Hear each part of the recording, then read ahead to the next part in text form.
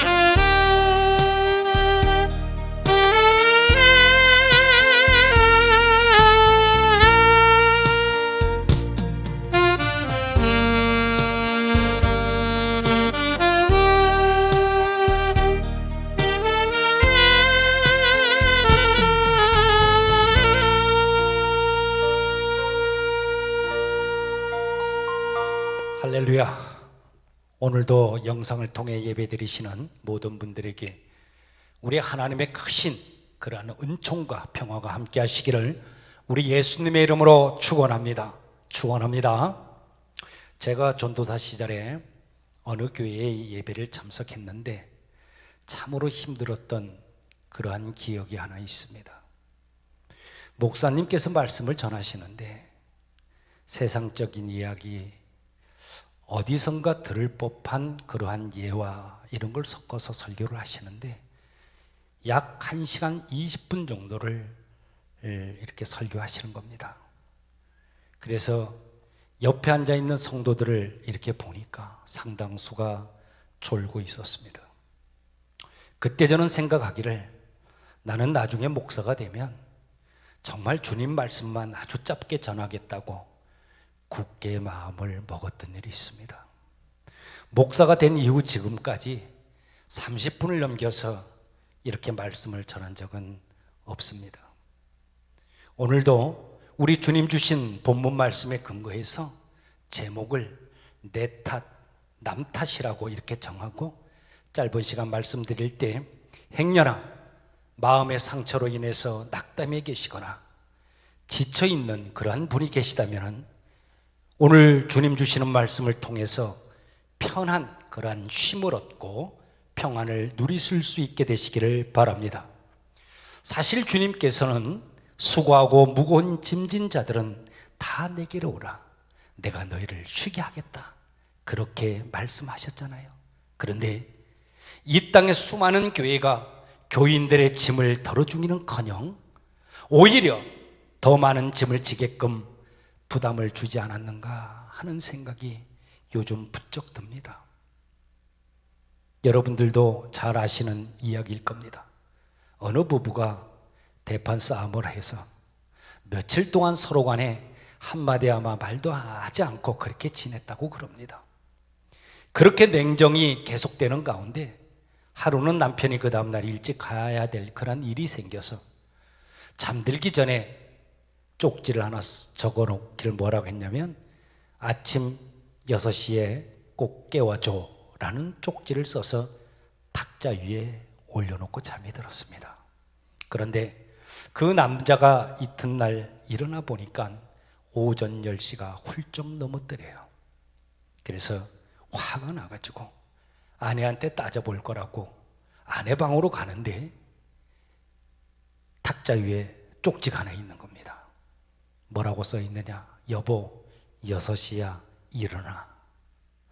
그래서 아내에게 단단히 따지려고 했던 그 남편이 아무 소리도 하지 못하고 그냥 힘없이 발길을 돌려야만 됐다고 그럽니다. 여러분, 우리 속담에 말이죠. 가는 말이 고와야 오는 말이 곱다고 그랬고 가는 정이 있어야 오는 정이 있다 그런 말이 있어요. 요컨대 무슨 말이냐? 모든 게 다 상대적이라 그런 말이죠. 나는 너에게 아무렇게 하더라도 너는 나에게 온갖 정성과 마음을 다해야 된다. 그렇게 주장할 수는 없는 겁니다. 하지만 속으로 그런 생각을 가지고 살아가는 사람들이 의외로 많다는데 문제가 있는 겁니다. 오늘 우리가 함께 읽은 예레미야 이 8장을 보면 하나님께서 예레미야 선지자에게 봐봐라, 백성들이 어찌해서 내 마음을 이렇게 상하게 하느냐 그러면서 따지시는 그러한 내용이 있습니다. 하나님께서 이렇게 말씀하신 것은 예레미야 선지자가 민족의 멸망으로 인해서 나에게 고칠 수 없는 병이 들었습니다. 온몸에 무서운 통증이 있을 뿐만 아니라 심정이 터질 것처럼 괴롭습니다. 우리 동족은 지금 절망으로 울부짖고 있습니다. 그렇게 하나님께 호소했기 때문입니다. 그러니까 이 예레미야가 뭔 말이냐? 우리 동족이 이처럼 고통을 겪으면서 신음하고 있는데 하나님은 왜 그냥 가만히 계시냐는 거예요. 그렇게 따졌던 것이고 이에 대해서 하나님께서는 너의 백성들이 무슨 잘못을 행했는지 한번 생각해 보라고 말씀하시는 겁니다. 다시 말해서 하나님은 백성들이 온갖 우상을 끌어들여서 내 마음을 이렇게 상하게 하고 나를 분노케 만들지 않았느냐 그런 말이에요. 하나님께서 이렇게 말씀하셨으면 예레미야는 말이죠, 네, 하나님 잘못했습니다. 하나님께서 얼마나 속이 상하셨으면 그렇게 하셨겠습니까? 그러면서 한 번쯤은 하나님의 마음을 정말 헤아려 보는 그러한 척이라도 했으면 참 좋았을 겁니다. 그런데 예레미야는 그렇게 하질 않았습니다. 오히려 예레미야 이 선지자는 하나님을 다시 원망하면서 이렇게 말을 하지요. 추수도 끝나고 가을도 지나갔는데 주님은 굶주린 우리들에게 아무것도 주시질 않았습니다. 그리고 백성들에게는 정말 그들 중에는 채찍에 맞아서 죽어가는 이들도 있습니다. 그러다 보니까 그 모습을 보고 있는 내 심장이 무너지고 마음도 몸도 상한 곳이 없습니다. 저는 지금 슬픔과 절망에 지쳐서 온몸이 굳어가고 있습니다. 그렇게 하면서 자기들이 현재 당하고 있는 고통만 호소를 했던 겁니다. 물론 예레미야의 심정을 전혀 이해할 수 없는 것은 아니지요. 백성들을 이끌고 있는 영적 지도자로서 자기 백성들의 고통과 아픔을 외면할 수 없었기에 하나님께 이렇게 호소하게 되었다고 생각이 듭니다. 하지만 그 이전에 그 백성들이 어찌해서 그런 고통을 당하게 되었는지 그 원인부터 제대로 파악을 했어야 했던 거예요. 그리고 먼저 하나님께 용서와 자비를 구해야만 했던 겁니다. 사실 하나님께서는 예레미야 선지자가 활동하기 훨씬 이전부터 다른 선지자들을 여러 차례 보냈지 않습니까? 그때마다 백성들이 짓고 있는 죄와 잘못을 지적하시면서 너희들 하루속히 그 죄와 잘못을 회개하고 그리고 잘못된 인생을 고쳐 살으라고 그렇게 권면했어요. 한두 번이 아니었습니다. 하지만 이스라엘 백성들은 들은 척도 하질 않았습니다. 지금 우리는 아주 이렇게 평화롭게 그리고 행복하게 잘 살고 있는데 우리가 도대체 무슨 잘못을 그렇게 많이 지었다고 밤낮 없이 죄를 그렇게 회개하라고 하는지 모르겠다. 그러면서 예언자들을 통해서 들려주시는 하나님의 말씀에 콧방귀도 뀌질 않았던 겁니다. 그러다가 결국은 그들이 어떻게 되었습니까? 나라 전체가 멸망하고 말았습니다. 하나님께서 이스라엘 향해서 분노를 터뜨리신 것이 아닙니까? 자, 그렇다고 해서 하나님께서 이스라엘을 완전히 버리신 것이 아니라 그들을 진정으로 사랑하는 까닭에 채찍을 드셨던 것입니다. 사랑하는 여러분, 사실 우리가 살아가면서 겪게 되는 불행, 또 고통, 근심, 걱정 이런 것을 보면 그 원인 중에 80~90%는 내 자신의 잘못 때문이라는 것을 여러분들도 부인하지는 못할 겁니다. 그런데 우리는 안타깝게도 자기 잘못은 생각하지 아니하고 너 때문에 내가 불행을 겪게 되었다고 그렇게 억지와 고집을 부릴 때가 얼마나 많습니까? 오늘 우리가 함께 읽었던 누가복음 16장은 참으로 이해하기가 어려운 그러한 말씀입니다. 비유의 말씀은 이렇게 진행을 하지요. 어느 부잣집에서 경리로 일하던 일꾼이 돈을 빼돌렸다는 그러한 소문이 나돌았습니다. 그래서 주인은 그 경리를 불러다가 어떻게 된 일인지 따져 물었지만 그 경리는 제대로 해명을 하지를 못했습니다. 그래서 그 주인은 어쩔 수 없이 그 경리를 해고한다 그런 통지를 보내게 되죠.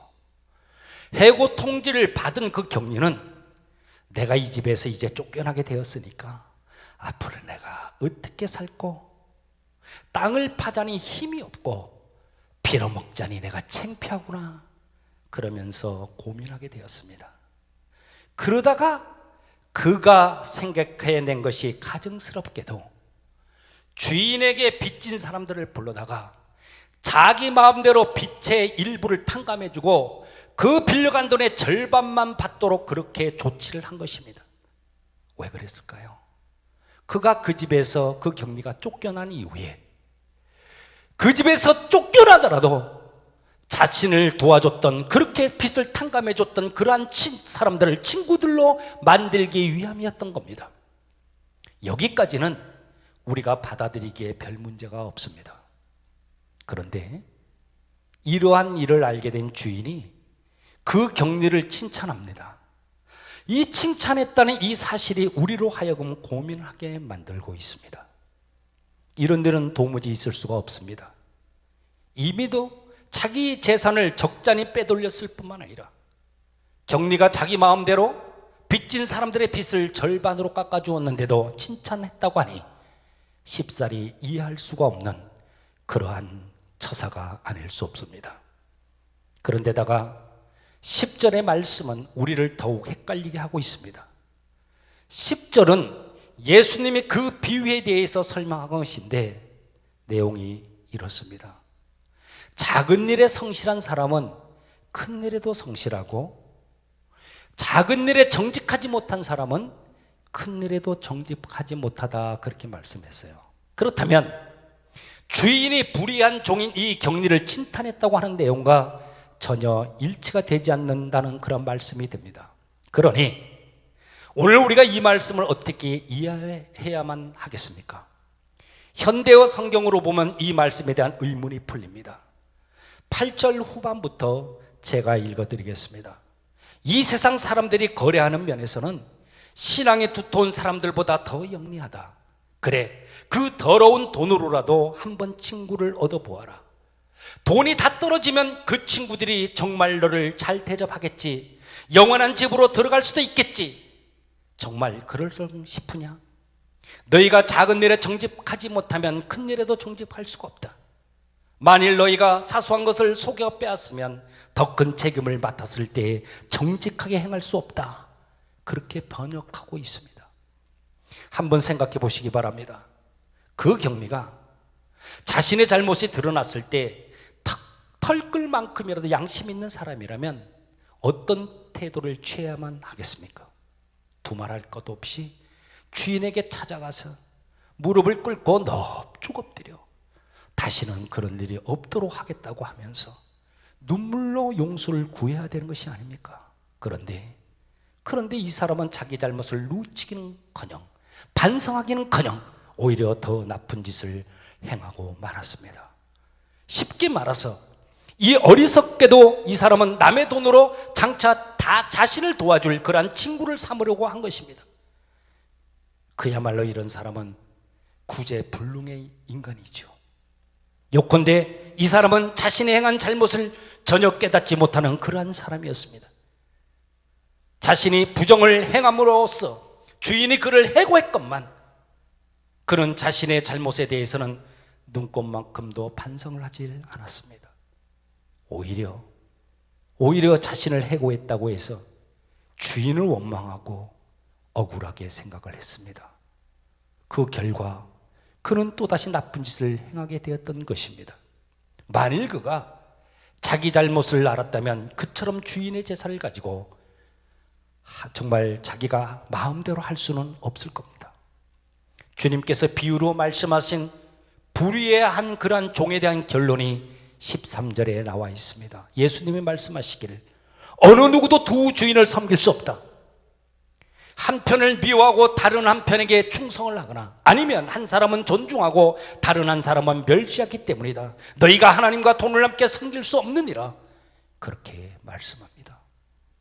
하나님께서 그 아들 예수를 속죄 제물로 삼으시고 우리를 구원하신 것은 우리로 하여금 정말 너희들 사람답게 살아라. 사람답게 살아라. 그런 말씀이에요. 다시 말해서 너희들 비인간적인 행위를 버리고 하나님이 기뻐하시는 일을 행하면서 살아가게 하려고 하나님께서는 우리를 죄와 사망의 구렁텅이에서 구원하여 당신과 저를 자녀로 삼아 주신 것입니다. 사랑하는 여러분, 우리 모두는 하나님의 긍휼과 자비가 필요한 그러한 사람들입니다. 하나님의 도우심을 받지 않고서는 이 세상에 그 누구도 인생을 온전히 살아갈 수 없습니다. 그런데 우리가 여호와 하나님의 도우심을 받으려면 자기 자신의 부족과 허물함을 내 허물을 알아야만 합니다. 나의 잘못을 알아야만 합니다. 자신의 부족과 자기 잘못을 모르는 사람이 어떻게 하나님의 도우심을 청하겠습니까? 절대로 하나님 앞에 청하지 않을 겁니다. 왜요? 그런 사람은 내 혼자서도 얼마든지 잘 살 수 있다고 큰 소리 치게 마련입니다. 디모데전서 2장 4절 말씀을 보면 사도 바울은 있잖아요. 디모데에게 보낸 첫 번째 편지에서 이렇게 말합니다.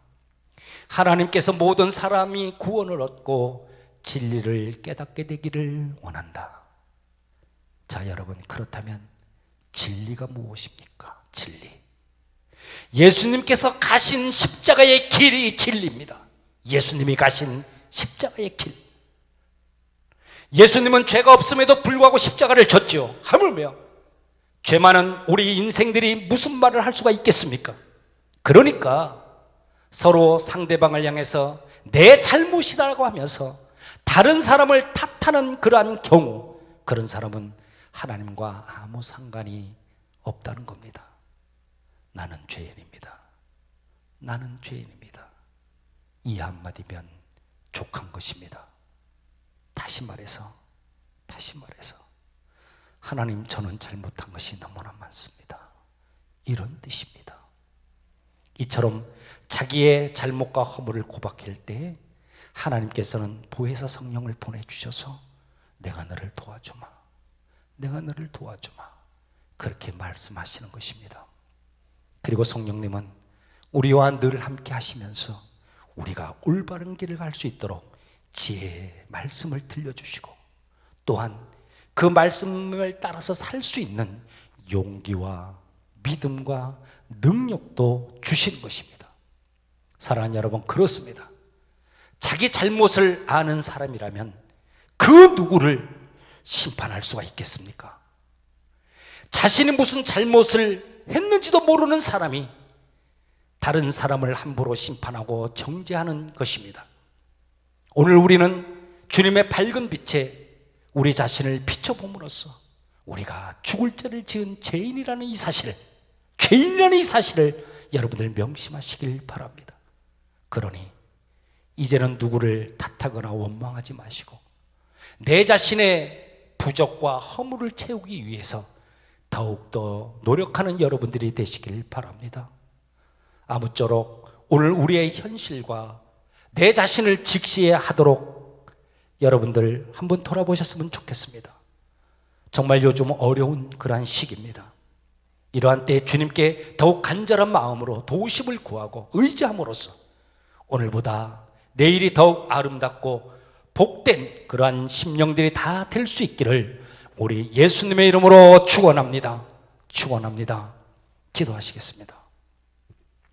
전능하신 하나님, 오늘 말씀을 통해 이제는 다른 사람을 탓하거나 원망하는 자가 아니라 내 자신의 부족과 허물을 채우기 위해서 노력하는 우리 모두가 되게 하여 주옵소서. 하나님, 어려운 시기입니다. 우리 모두 건강한 마음과 생각으로 하나님께 도우심을 구하고 의지함으로써 모든 난관을 극복하는 복된 심령들 다 되게 하여 주옵소서. 이제는 우리 주 예수 그리스도의 은혜와 아버지 하나님의 극진하신 사랑하심과 성령님의 내주 역사 인도 보호하심의 그 은혜가 내 자신의 부족과 허물을 채우기 위해서 더욱 노력함으로 오늘보다 내일이 더욱 아름답고 복된 심령이 되길 원하는 사랑하는 하나님의 사람들 위해, 저들의 가정과 자녀 행하는 모든 일들 위해 이제부터 영원까지 함께 하시기를 간절히 축원하옵나이다.